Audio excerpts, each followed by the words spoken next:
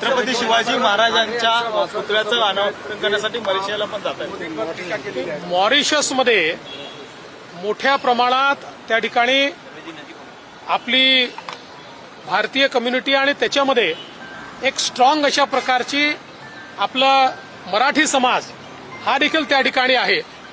आणि मॉरिशसमध्ये आपलं मराठी भवन आहे आणि म्हणून त्या ठिकाणी आपल्या सर्वांचे आराध्य दैवत छत्रपती शिवरायांचा एक पुतळा तयार करण्यात आलेला आहे. आणि 28 तारखेला मॉरिशसचे पंतप्रधान यांच्या हस्ते आणि माझ्या उपस्थितीमध्ये या पुतळ्याचं त्या ठिकाणी लोकार्पण अनावरण होणार आहे. त्याकरता मी चाललोय. त्यासोबत तिथे जे काही मराठी भवन आहे त्याला 25 वर्षापूर्वी महाराष्ट्राने देणगी दिली होती. आता त्याचा दुसरा पार्ट हा आपल्याला तयार करायचा आहे. महाराष्ट्राचे मुख्यमंत्री माननीय एकनाथरावजी शिंदे यांनी त्याकरता 8 कोटी रुपये ही देणगी स्वरूपात मान्य केली आहे. तीही आम्ही त्या ठिकाणी देणार आहोत.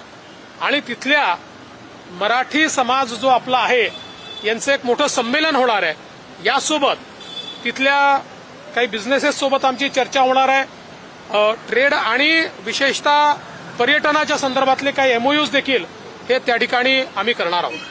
काल बाळासाहेबांचं जो होतं मोदींवर टीका केली होती त्याच्या संदर्भात या भाषणामध्ये केवळ निराशा होती.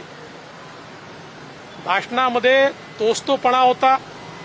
एकही नवीन मुद्दा ते बोललेले नाहीत.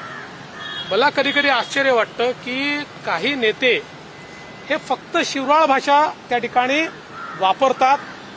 राज्याच्या विकासावर एक शब्द बोलत नाही.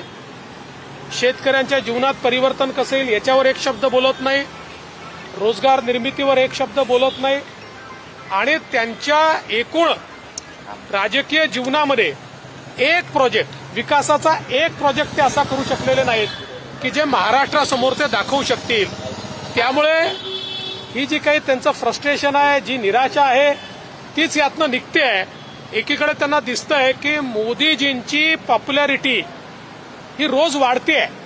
ते जेवढे शिव्या त्यांना देतात तेवढी त्यांची पॉप्युलॅरिटी वाढते आहे.